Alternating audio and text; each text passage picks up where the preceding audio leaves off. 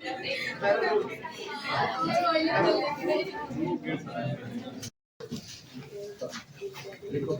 W1 and W2 problem. Let W1 and W2 be distinct subspaces. Be distinct subspaces. Be distinct subspaces of capital V, such that dimension of W1 is equal to 4, dimension of W2 is equal to 4, and dimension of capital V is equal to 6. Find the possible dimension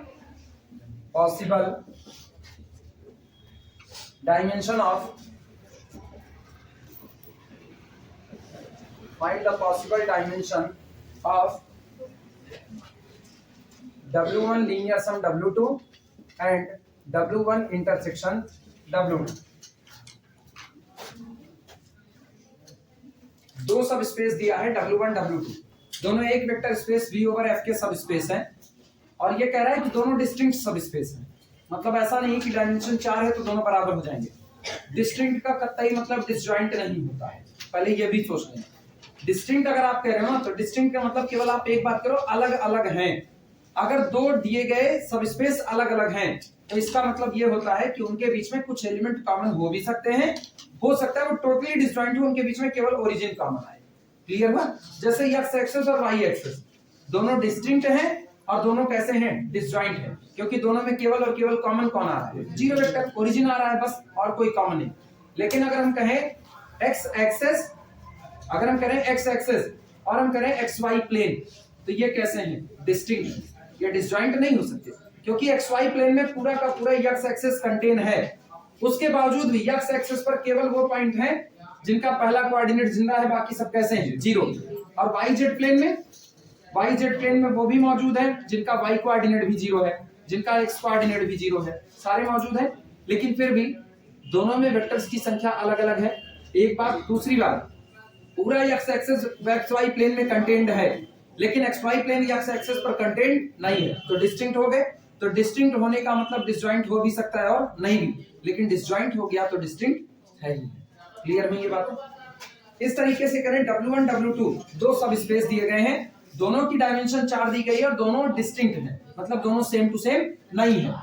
आपको कह दिया कि dimension of capital V कितना है? 6 है। आप अंदाजा लगा करके बताइए कि अगर दोनों का लीनियर सम तैयार हो तो उसके लिए कितनी पॉसिबल डायमेंशन हो सकती है, और अगर दोनों का इंटरसेक्शन लिया जाए तो इंटरसेक्शन की पॉसिबल डायमेंशन क्या क्या हो सकती है।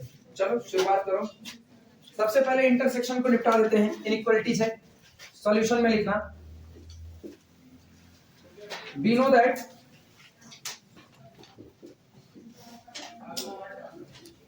know that maxima of 0 comma dimension of W1 plus dimension of W2 minus dimension of capital V, ठीक, less than or equal to dimension of W1 intersection W2, and this is less than or equal to minimum of dimension of W1 comma dimension of W2।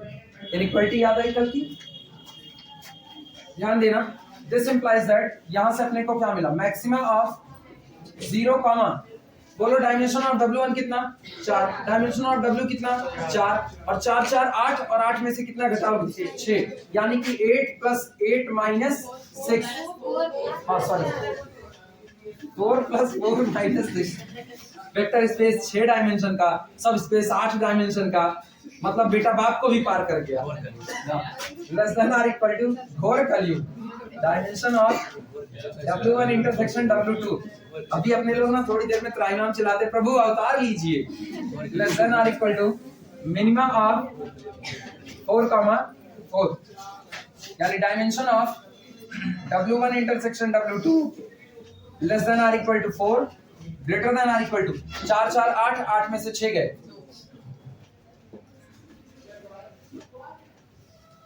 मतलब साफ है।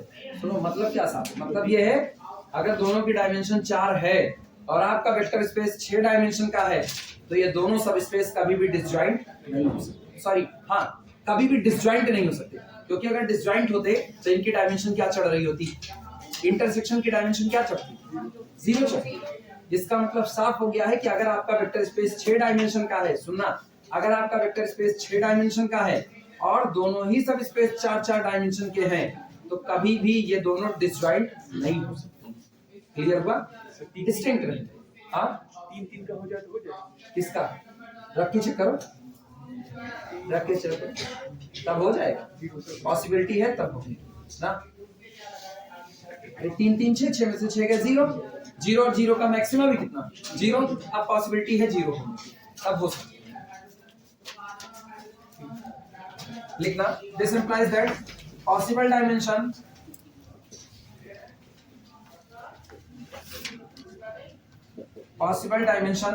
for W1 intersection W2 being 0 or 1 or 2 or 3 or 4। 5 possibility. अरे sorry 0 भी डाल दिया 2 से, ये 2 और 3 और 4 दिमाग में 3 3 वाला चलने लगा। 2 और 3 और 4 हाँ 2 और 3 और 4 या तो डायमेंशन 2 हो सकती है या तो 3 हो सकती है या तो 4, इसके अलावा नहीं। ये ना पॉसिबिलिटी चेक करने के लिए इनइक्वालिटी है बस, और नहीं है ना। आप इस पूरी इनइक्वालिटी को देख करके और कोई खास अपने डिसाइड नहीं कर सकते एग्जैक्टली कितनी होगी ये नहीं बता सकते। और एग्जैक्टली तो तुम तब तक नहीं बता पाओगे जब तक तुमको W1 W2 लिख करके नहीं देगा, जब तक कैपिटल भी बता करके नहीं देगा तब तक एग्जैक्टली कहां से बताओगे। ये बताओ कोई इंफॉर्मेशन तुमको नहीं दी है, खाली कह रहे हैं तुमको यहाँ से लखनऊ जाना है जा करके चले आना है, यहाँ से लखनऊ जाना है और जा करके आना है, आगे कुछ नहीं है। क्या कुछ डिसाइड कर सकते हो? तुमको लखनऊ कहना, सामने वाले धोखा दे रहे हैं, खाली उसको ये कह रहे हैं ये सुनो मेरा एक काम कर दो, लखनऊ जाना है जा करके चले आना है, बस इतने है। तुम्हारा बस पूरा दिन भी नहीं लगेगा, यहाँ से कुल मिलाकर के 2 घंटा लखनऊ जाने का 2 घंटा आने का बस, और ज्यादा से ज्यादा वहां जितनी देर रहोगे इतने बताए। और सोचो लखनऊ में उसको कहाँ जाना है ये नहीं बताए, लखनऊ में कहाँ जाना है ये नहीं बताए। अरे लखनऊ एक के है, हो सकता है ये जहां पर बॉर्डर है जहां SMS कॉलेज बना इसके बाद से लखनऊ लगना चालू हो जाएगा तो हम कहें वहीं से ही चले आ जाओ, तब तो फिर पता चला 2 घंटे से भी कम लग रहा है और उसको भेज रहे हैं सीधे अमीन वहां ना मुंशी पुलिया भेज रहे हैं, और या तो फिर हम उसको मेन लखनऊ भेज रहे हैं, पुराना लखनऊ जिसको कहा जाता है वहां भेज रहे हैं, बेचारा जाम में फंसते फंसते अमीनाबाद भेज रहे हैं। अभी उसको कुछ नहीं बता रहे, केवल कह रहे हैं लखनऊ जाना है जा करके चले आना है, तो वो क्या डिसाइड करेगा? कहेगा बहुत ज्यादा का मेरा पूरा दिन खर्चा करवा देंगे। पूरा दिन खर्चा करवाने का मतलब है लखनऊ कहीं इंटीरियर में भेज देंगे, जाम में फंसते फंसाते आएगा, लेकिन हो सकता है कि वो बच भी जाए। तो ये केवल आपको पॉसिबिलिटी दे रहा है क्योंकि और कुछ नहीं। लेकिन हम एक आदमी से कह रहे हैं तुमको लखनऊ जाना है, PGI जाना है, PGI में दवा के काउंटर पे दवा लेनी है, जिस काउंटर पे दवा लेनी है उस काउंटर पे कोई बहुत ज्यादा भीड़ नहीं मिलेगी, ठीक, पागलों की दवा है, ज्यादा पागल नहीं आते, ऐसे बता दिए। अब वो जान रहा है, उसने टाइम जोड़ दिया, ठीक है इतना इतना इतना, हाँ ठीक, एग्जैक्ट इतना टाइम लगेगा, अप्रोक्सीमेट थोड़ा ऊंचा नीचा हो जाएगा। दोनों में अंतर आया कि नहीं? एक में इंफॉर्मेशन ज्यादा है और दूसरे में इंफॉर्मेशन के नाम पे ढेला है। कंफर्म हुआ? सेम काम। तो जब इंफॉर्मेशन के नाम पे ढेला मिलेगा तो इनइक्वालिटी लगानी है, और जब उसके इंफॉर्मेशन के नाम पे पूरा बंडल मिलेगा तो आप एग्जैक्ट बताओगे कि कितनी डायमेंशन होने वाली है। क्लियर हुआ? हाँ किसका? कहाँ गए? कहाँ गए? कहाँ? हाँ बोलो। काय नहीं हो सकती डायमेंशन? काय नहीं हो सकती? नहीं हो सकती? पॉसिबिलिटी भैया, पॉसिबिलिटी, कंफर्मेशन तो है नहीं ना, तो पॉसिबिलिटी में तो सब शामिल हो सकता है। तुम ये सोच रहे हो कि दोनों को डिस्टिंक्ट कह दिया, यही ना, दोनों को डिस्टिंक्ट कह दिया तो इंटरसेक्शन में तो निश्चित तौर पे कुछ ना कुछ मेंबर छूट ही जाएंगे, यही बात तो कह रहे हो। ये बताओ इंटरसेक्शन में कुछ मेंबर छूट जाएंगे, ये कहा गया है, ये बात ठीक है, लेकिन क्या हम कंफर्मेशन कुछ दे सकते हैं? कंफर्मेशन देने के लिए हम चले या तो ये बात हम लिखें कि since W1 and W2 both are totally distinct और टोटली डिस्टिंक्ट है तो इनके इंटरसेक्शन में डायमेंशन कभी भी 4 नहीं चढ़ सकती है। पॉसिबिलिटी में यही तो है, और क्या हो सकता है? तुम्हारे मेरे में फ्लैश मैसेज आया, सोच के जवाब देना। W1 की डायमेंशन आप कितनी ले रहे हो, W2 की कितनी ले रहे हो, दोनों का इंटरसेक्शन मार रहे हो ना। जब दोनों का इंटरसेक्शन मारोगे, सारे लोग एक थ्योरम पढ़े हो, intersection is also a subspace, intersection is also a subspace. अब बताओ अगर इंटरसेक्शन सबस्पेस होता है तो हमको पता है W1 intersection W2 subset or equal subset of W1, हाँ या ना? अरे लिख दे, नहीं तो जवानी हो जाएगा। सुनो, सोच नहीं पाए तुम लोग खाली बस। W1 intersection W2 subset or equal subset of W1, हाँ या ना? होता है। ये भी कौन है? सबस्पेस। ये भी कौन है? Subspace. W1 intersection W2 subset or equal subset of W2, ये भी कौन है? ये भी कौन है? अगर तुम ये कह रहे हो कि W1 और W2 डिस्टिंक्ट है, अगर W1 W2 डिस्टिंक्ट है तो निश्चित तौर पर कुछ मेंबर छूट जाएंगे जो इंटरसेक्शन में शामिल नहीं होंगे, नहीं होंगे। और जब ये इंटरसेक्शन में शामिल नहीं होंगे, प्रॉपर सबसेट बन गया। और प्रॉपर सबसेट हो गया ना तो डायमेंशन पक्का छोटी होने वाली है, क्योंकि अगर अब डायमेंशन बराबर हुई ना, ये याद रखना, अगर एक दूसरे का सबसेट कहा जा रहा है, दोनों डायमेंशन बराबर है, तो ऐसे केस में दोनों आपस में कैसे हो जाएंगे? एक बराबर हो जाएंगे। तब W1 इंटरसेक्शन W2 बराबर किसके हो जाएगा? W1 के। और W1 इंटरसेक्शन W2 बराबर किसके हो जाएगा? W2 के। तब दोनों बराबर हो जाएंगे। याद आया? When dimension equal, एक सबस्पेस है, A is the subspace of B, A B का सबस्पेस है, and dimension of capital A is equal to dimension of capital B, then A and B both are equal. तब दोनों आपस में कैसे होंगे? बराबर। क्यों? ये बताओ। इंटरसेक्शन को स्पैन करने के लिए मान लो दोनों की डायमेंशन बराबर हो गई, तो इंटरसेक्शन को स्पैन करने के लिए क्या वेक्टर की नीड है? 4। W1 को स्पैन करने के लिए कितने की नीड है? जो 4 इंटरसेक्शन में वही 4 W1 में है कि नहीं? बन गया बेसिस कि नहीं? तो जो बेसिस इसको बना रहा है वही बेसिस इसको, क्या एक ही बेसिस दो अलग दुनिया बसाएगा? दोनों सेम होगा कि नहीं होगा? इंटरसेक्शन की डायमेंशन आप कह दो 4 होगी, कह दिया, चलो 4 होगी। अगर इसकी भी 4 होगी, दिया ही गया है, इसकी भी 4 हुई। अगर इसकी 4 इसकी 4, तो जो बेसिस इसका वही बेसिस इसका। क्यों? ये पूरा इसके अंदर में कंटेंट है, तो इसका बेसिस भी उसके पास कंटेंट है कि नहीं? हुआ। तो इसका मतलब अगर दोनों की डायमेंशन 4 चढ़ गई तो इसका मतलब क्या हुआ कि दोनों आपस में कैसे हो गए? बराबर। और दोनों बराबर हो गए तो इसका मतलब W1 और W2 डिस्टिंक्ट नहीं रह गया, क्योंकि आप इंटरसेक्शन में सब भर दिए एक तरफ से। अगर इतनी पॉसिबिलिटी सोची जाएगी ना तो यहां से 4 को डिलीट करना पड़ेगा, पता चला? तब 4 को डिलीट करना पड़ेगा। अदरवाइज केवल पॉसिबिलिटी पर सोचना है तो मे बी वाला किस्सा चल रहा है, मे बी 2 3 4 मे बी। जबकि कंफर्मेशन की बात करो और मे बी को और प्योरीफाइड करोगे तो केवल कितना? 4 नहीं हो सकता। अच्छा अब सुनना, अभी अब हो सकता है। अब डिस्टिंक्ट शब्द हटा दिया, W1 and W2 both are the subspaces of vector space V over है। डिस्टिंक्ट शब्द गायब कर दिया। डिस्टिंक्ट होने की वजह से अब डायमेंशन यहाँ पर 4 नहीं हो पा रही थी, अब डिस्टिंक्ट हट गया, अब हो जाएगी कि नहीं? क्या लिखना चाहोगे? लिखना चाहोगे इसको? लिखना। But W1 and W2 both are distinct. But W1 and W2 both are distinct. But W1 and W2 both are distinct. Both are distinct. And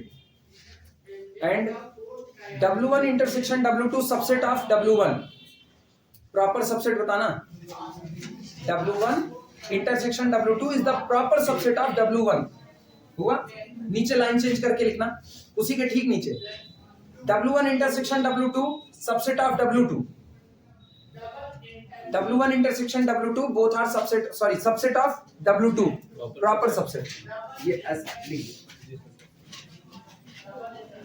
ये लिखा तो है, ऐसे दोनों बातें लिख देना, दोनों बातें इस तरीके से लिख दो। So dimension of W1 intersection W2 confirmably less than dimension of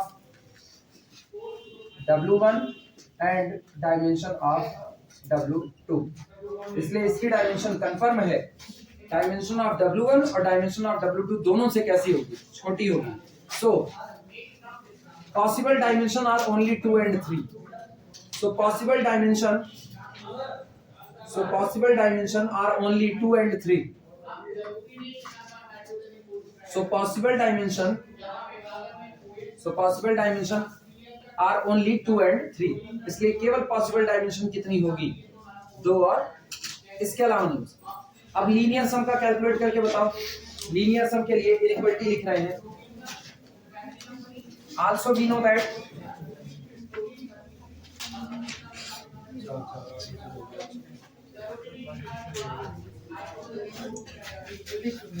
बहुत लिखना है। Also we know that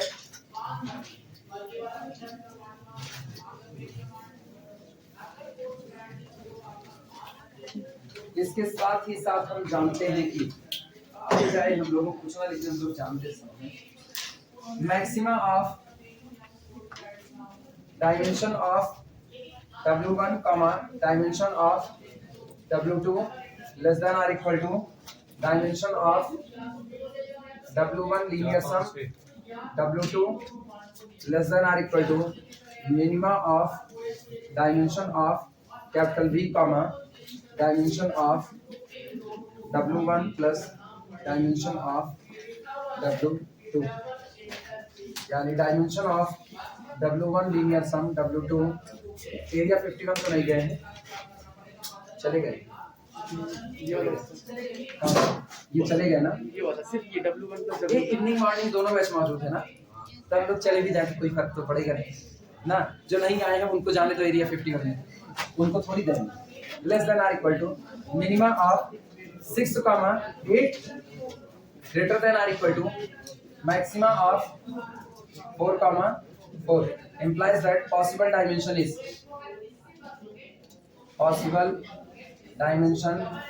is कितना? मैक्सिमा 4 से लेके 6 तक 4 5 6 यही पॉसिबल डायमेंशन हो सकता।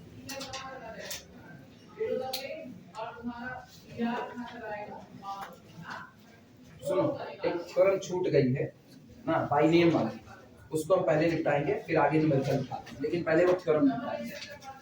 बाई नेम की है, बाई नेम की कौन कौन सी हुई है याद दिलाओ। हम पूछते हैं ऐसे कहते हैं ना, हम पूछें बाई नेम। आज इवनिंग बैच का नंबर लगाते हैं पूछने ना, इवनिंग बैच में पता चलेगा ना ये लोग लेक्चर कंप्लीट किए हैं कि नहीं किए हैं। आज हमको ख्याल आया कि एक और बाई नेम वाली 4 थ्योरम थी, 3 तो करवाए हुए हैं, एक बची हुई है, तो ख्याल आया यूनिकनेस छूट गई है।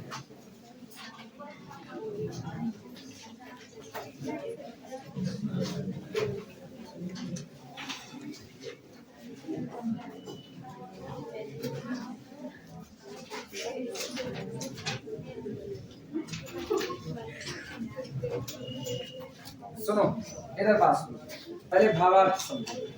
भावार्थ ये है कि फिलहाल तुम लोगों को मैथमेटिक्स कौन पढ़ा रहा है? अकेले हैं, सिंगल स्पैन हो रहे हैं, सिंगलटन और जिंदा है, तो सिंगलटन नॉन जीरो वेक्टर का करेक्शन कैसा होता है? लाइक चेक काहे करोगे? अगर मुद्दा होते तो अब तक डर के भाग गए होते ना, यहाँ भीड़ ना बैठती ना, चेक नहीं करना है। सुनो, अच्छा मेरे पैर भी सीधे हैं, जूता सीधा पहने हुए ना, अच्छा चोटी भी नहीं है, चोटी भी है वो भी नहीं ना, बल्कि एकदम बिल्डिंग साफ है पूरे तरीके से ना। अब इधर सुनो, अगर अब ये बताना बेसिस कौन? हम आधार तो हम ही बने। ये बताओ, मुझसे तुमको कोई सवाल पूछना हो, तुम लोगों को हमसे सवाल पूछना हो, कितना तरीका है तुमको मुझसे सवाल पूछने का? कौन सा बताओ? बस उल्लू एक मोबाइल पे एक यहाँ पे, ये नहीं, तुमको सीधे हमसे सवाल पूछना है। कितना तरीका? एक तरीका।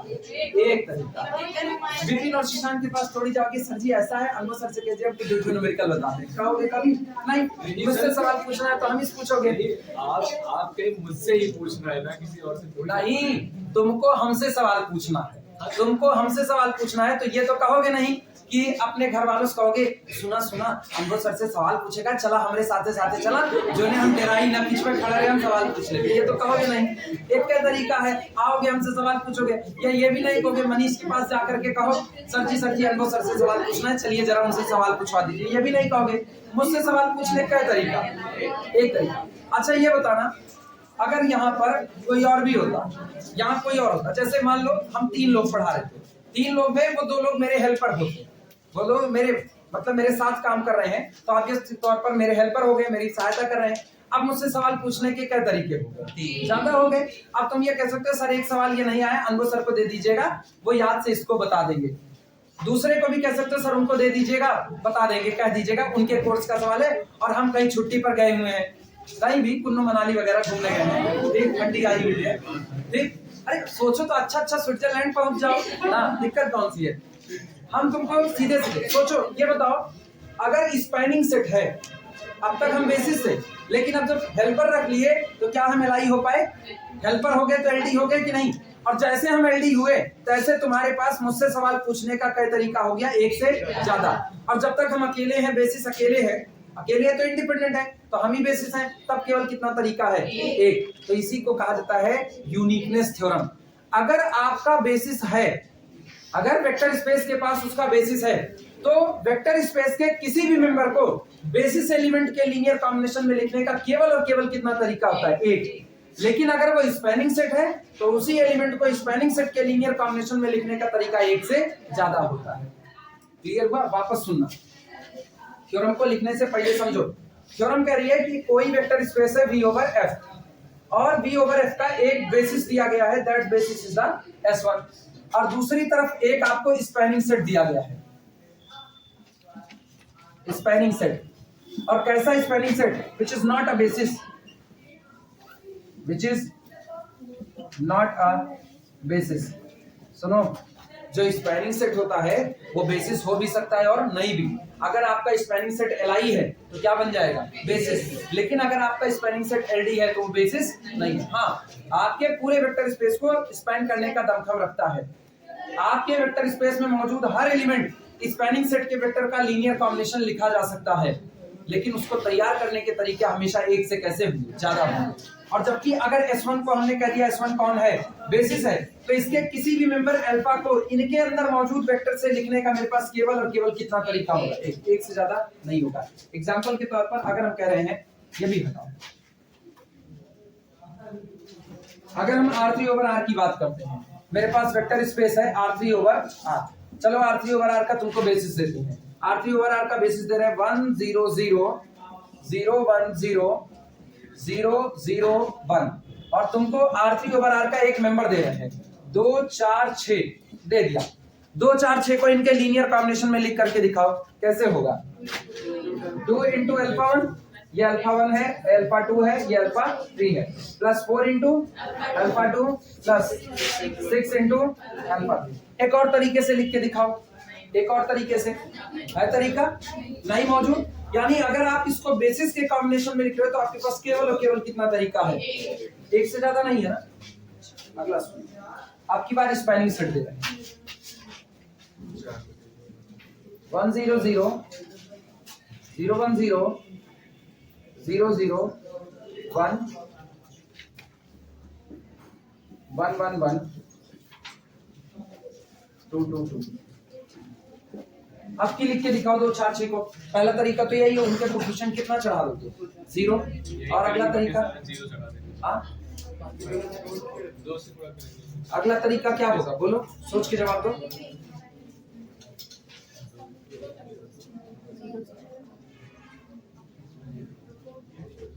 अरे राम, चौथे वाले में 2 से गुणा कर देंगे, हाँ, और फिर तीसरे वाले में और चौथे वाले में 2 से मल्टीप्लाई कर दें, 2 1 1, और पहले वाले में 0 कर दीजिए, पहले वाले में 0 कोफिशिएंट चढ़ा दिए, ठीक। और दूसरे वाले में 2 और तीसरे वाले में 2। अच्छा रुको, 0 इंटू 1 0 0 प्लस 2 इंटू 0 1 0, और कुछ प्लस 2 कर दीजिए, कितना, 2 कर दीजिए, 2 इंटू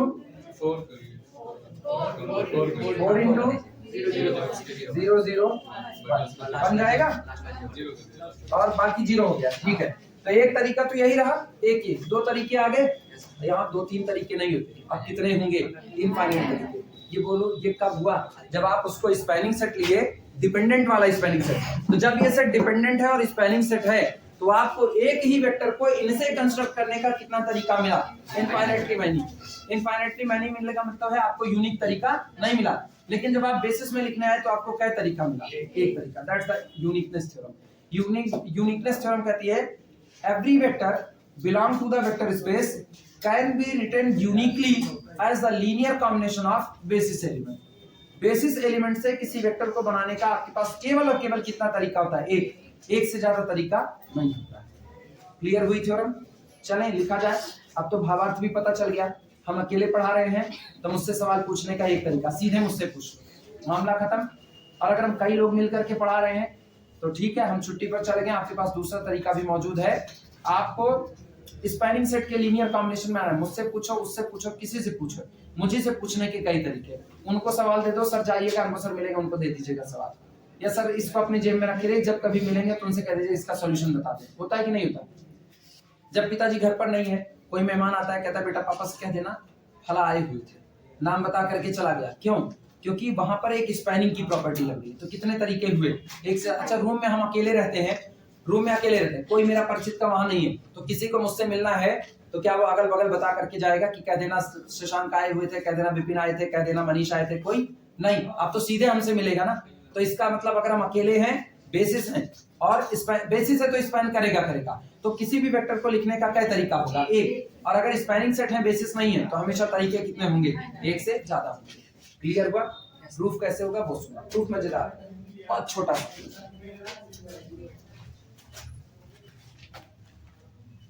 हेडिंग डाल दो, यूनिकनेस थ्योरम।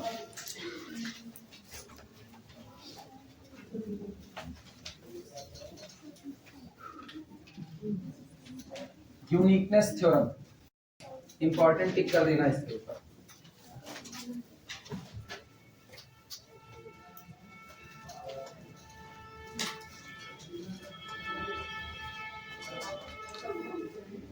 लिखना, let capital S is equal to, let capital S is equal to vector alpha 1, vector alpha 2 up to so on vector alpha n be a basis of a finite dimensional vector space, be a basis for a finite dimensional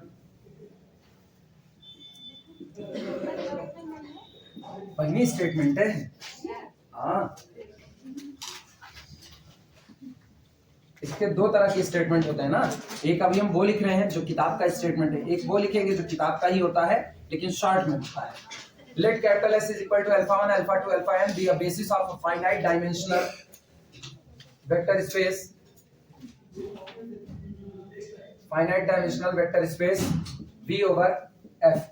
माना capital S जो कि collection है alpha 1 alpha 2 alpha n का, वो एक basis का काम करता है किसी फाइनाइट डायमेंशनल वेक्टर स्पेस, किसके लिए? V ओवर F के लिए। ये बताओ कितने एलिमेंट हैं? तो डायमेंशन कितनी होगी? n होगी। आगे लिखना उसी में। Then every vector alpha belong to the capital V can be uniquely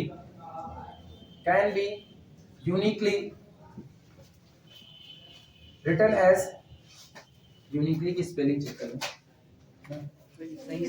सही है? Can be uniquely written as linear combination of basis element,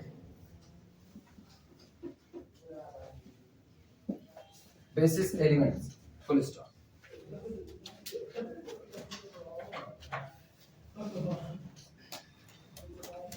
अगर V ओवर F का कोई बेसिस कैपिटल S है जिसके element alpha 1 alpha 2 alpha n है, तो आपके वेक्टर स्पेस का कोई भी मेंबर जिस दिन इन बेसिस एलिमेंट से बनाया जाएगा, उसको बनाने का मेरे पास केवल और केवल कितना तरीका होगा? एक से ज्यादा तरीका नहीं होगा। उल्टा मानेंगे, उल्टा हम कहेंगे माना इसको दो तरीके से बनाया जा सकता है। दो तरीके से बनाएंगे अलग अलग तरीके से, और बाद में कहेंगे ना दोनों तरीके से बनाई गई चीजें अलग अलग नहीं बल्कि क्या है, सेम है। मतलब आप भले उनको अलग अलग लेकर के चले थे, लास्ट में उन लोगों ने अपने आप को क्या कह दिया, एक बराबर कह दिया। प्रूफ देखना, थोड़ी देर लिखना मत, थोड़ी देर मेरे साथ प्रूफ पर बने रहो। इस चीज को सीखो, प्रूफ कैसे आता है। आप रट करके प्रूफ नहीं बता सकते, इसको सीखना पड़ेगा। ये बताओ, ये कह रहे हैं कि अल्फा किसका है, कैपिटल बी का, और अल्फा को बेसिस एलिमेंट से बनाने का आपके पास केवल और केवल कितना तरीका होगा, एक, और हमको यही साबित करना है। ये बताओ, बेसिस के एलिमेंट तो बदल सकते नहीं है, तो अगर आपको बनाने के तरीके कहीं पिछली बार वाला याद करो जब एग्जाम्पल लिए थे, जब पहले तरीके से बना रहे थे तो एक कोफिशिएंट चुने थे, दूसरे तरीके से बनाए तो एलिमेंट थोड़ी बदले थे, कोफिशिएंट बदल रहे थे। क्लियर हुआ? ये बताओ, 1 1 1 और 2 2 2, इनका इस्तेमाल करके अपने को 6 6 6 को बनाना है। इनका इस्तेमाल करके इसको बनाना है। कौन बदलेगा? 1 1 1 2 2 2 बदलोगे या उसके कोफिशिएंट बदलोगे? पहले आप क्या करते हो, 3 into 1 1 1 हुआ, 3 1 के 3, और उधर कितना बनाना है, 6 6 6 बनाने। कितने कमी है? हाँ, अरे और तरीका काय नहीं हो सकता है, 3 है तो चाहिए, हाँ, प्लस कितना, 3/2 2 2 2। क्या आपने इनको और इनको बदला? नहीं, केवल क्या बदला, कोफिशिएंट। अब की सुनना, अगला तरीका अगर बनाए तो अगला क्या होगा, 6 into 1 1 1 प्लस 0 into 2 2 2। किसको बदले? हर बार कौन बदल रहा है, कोफिशिएंट। अब कोफिशिएंट बदला तो पहले कोफिशिएंट बदले तो एक तरीका, फिर बदले तो दूसरा तरीका, अब की बदलोगे तो तीसरा तरीका। आप कोफिशिएंट को बदलते जाओ, क्या आप पुराने तरीके का इस्तेमाल कर रहे हो? आप हर बार नया तरीका बना रहे हो कि नहीं बना रहे हो? कोई क्या उनको मुंह चिढ़ाओ, कई तरीके से चिढ़ा सकते हो, बहुत तरीके हैं। खाली अच्छा अपना मुंह बार बार बदल रहे हो कि रावण की तरह गर्दन काट के दूसरकी लगाएंगे, तो फिर गिराएंगे, तीसरकी लगाएंगे, फिर एक के मुंह तो है, केवल करके आ रहे हो डिजाइन तो नहीं गिरा दिया और करा। आपको तरीके ही तो बनाने हम नहीं आएंगे, नहीं कहे हमने थोड़ी तो नहीं जानते। ये बताओ कौन बदल रहा है, कोफिशिएंट ही तो बदल रहा है। सेम कंडीशन इसमें भी वही काम करना है। आप जो बेसिस एलिमेंट लेकर के चले हो, बेसिस एलिमेंट तो बदलेंगे नहीं, तो कौन बदलोगे, कोफिशिएंट बदलोगे। तो हम कह रहे हैं चलो मान लिया इन्हीं लोगों का इस्तेमाल करके मेरे पास दो तरीके हैं, दो तरीके में हम कोफिशिएंट को क्या कर देंगे, चेंज कर देंगे। लिखना,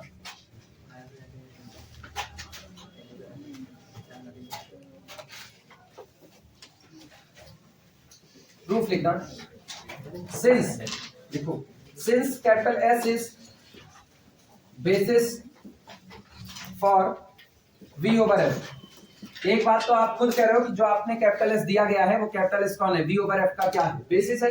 और अगर वो बेसिस है तो this implies that linear span of S is equal to कितना, capital B. This implies that every alpha belong to the capital V can be written as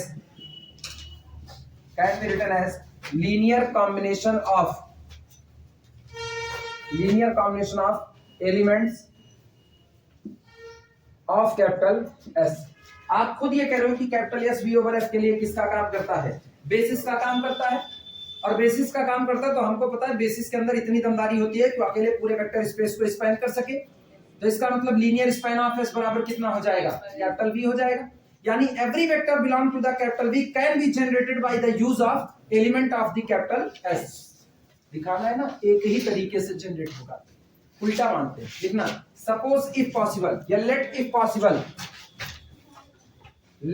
possible, माना अगर संभव है तो, let if possible alpha can be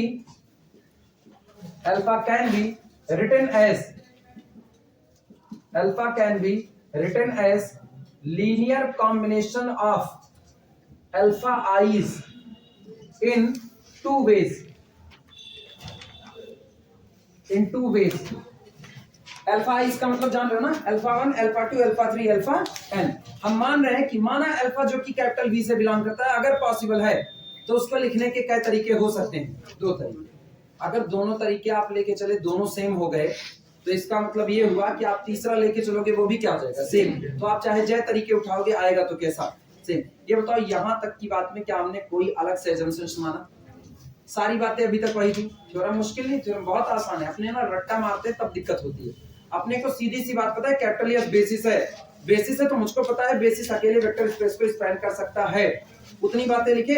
और उसको कर सकता है तो स्पैन करने का मतलब होता है कैपिटल बी का हर वेक्टर इनसे जनरेट हो सकता है, इनसे जनरेट हो सकता है। अब हम मान लिए, माना मेरे पास लिखने के क्या तरीके हैं, दो तरीके हैं। पहला तरीका सुनना,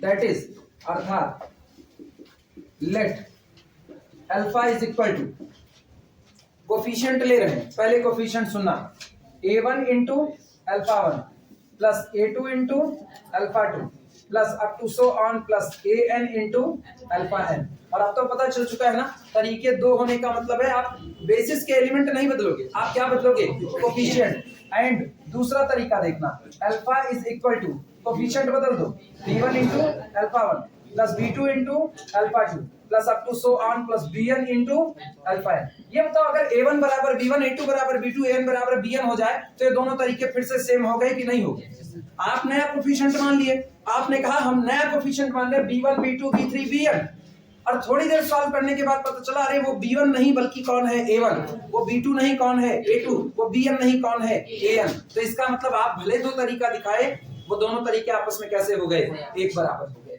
यहाँ पर लिखते हैं वेयर, जहां पर इधर लिखते हैं, तुम लोग यहीं आगे लिखना, एरिया 51 में नहीं जा रहे, ऊपर लिखते हैं where AIs and BIs all belong to the field F।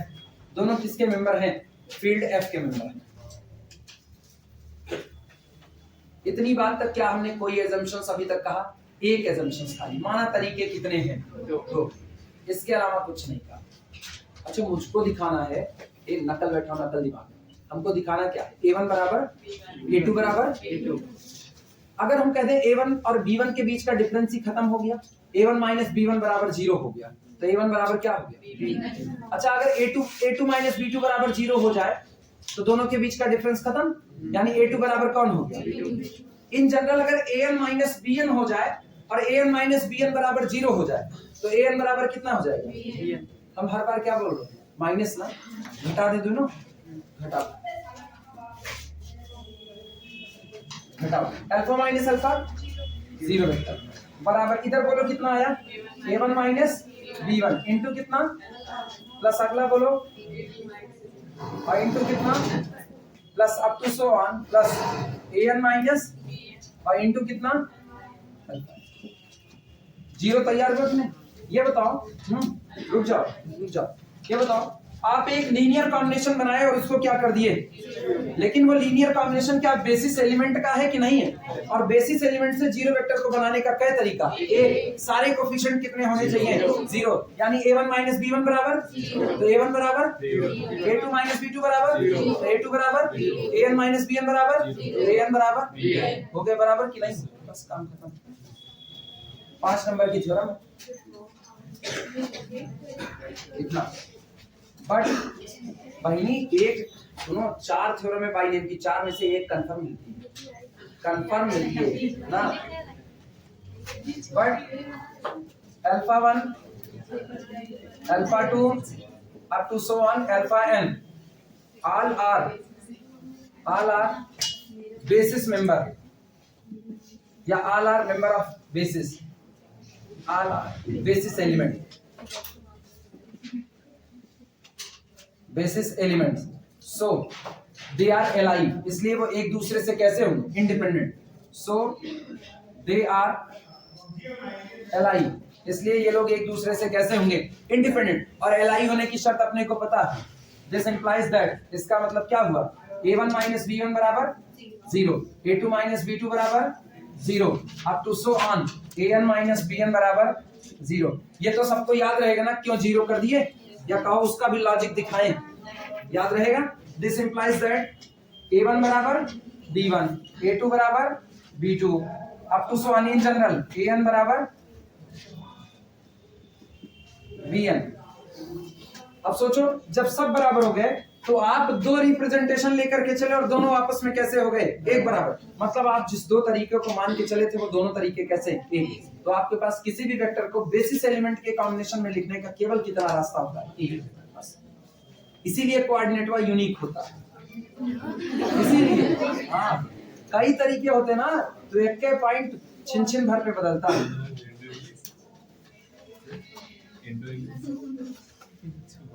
हिंदुस्तानी वाले लोग ऐसे ही होते हैं, अपने लोग शुद्ध हिंदुस्तानी है, उस छाप को छोड़ने का ना। अपने गांव में भी अगर कहते हैं ए पिंकुआ आ रहा कि ना, नाम तो उसका बेचारी पिंकू है, उसका पिंकुआ आ रहा कि ना। बॉलीवुड कम नहीं है, टिंकुआ वो गाने बना देते हैं ना, उनका अलग ही है। खैर बॉलीवुड तो अलग ही है, महान आत्मा ना, टोनी कक्कड़ वो कुछ नहीं कहे ना, उनके अंदर एक आत्मा घुसी है ना, वो क्या कहा जा सकता है। कितना हुआ लैंग्वेज लिखना समझ नहीं आ रही ना, वो खेत वाली है कि घर वाली, क्या लैंग्वेज लिखो, लैंग्वेज नहीं 13 घोस्ट 13 ही तो है ना, वही वाली है 13 घोस्ट में वो जो चश्मा लगा के रहता है उसकी वाली लिखो। लैंग्वेज लिखना हियर, अच्छा पूरा नहीं हुआ तुम लोग इंतजार करते हैं, लिखो लिखो तब तक वीडियो रोकते हैं काहे के लिए चले। हाँ इधर इधर इधर सुनो, लैंग्वेज लिखो। कितना लिखे थे अभी, कुछ लिखा नहीं, लिखना here we see that both representations are same. Here we see that both representations are same. हम देखते हैं कि यहाँ हमने जो दोनों रिप्रेजेंटेशन दिए अल्फा के वो दोनों कैसे हो गए same. Here we see that both representations are same. And hence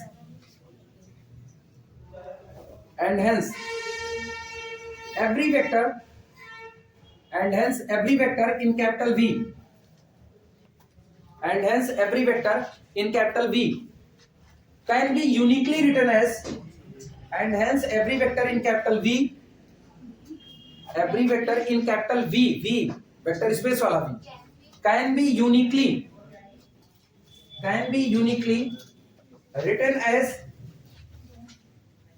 uniquely written as linear combination of basis elements.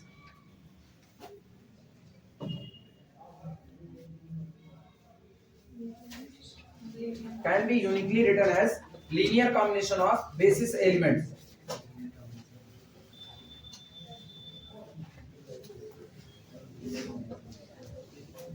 हो गया। अब ये चार थ्योरम जो बाय नेम आई हैं, एक्सटेंशन थ्योरम याद है? रुक जाओ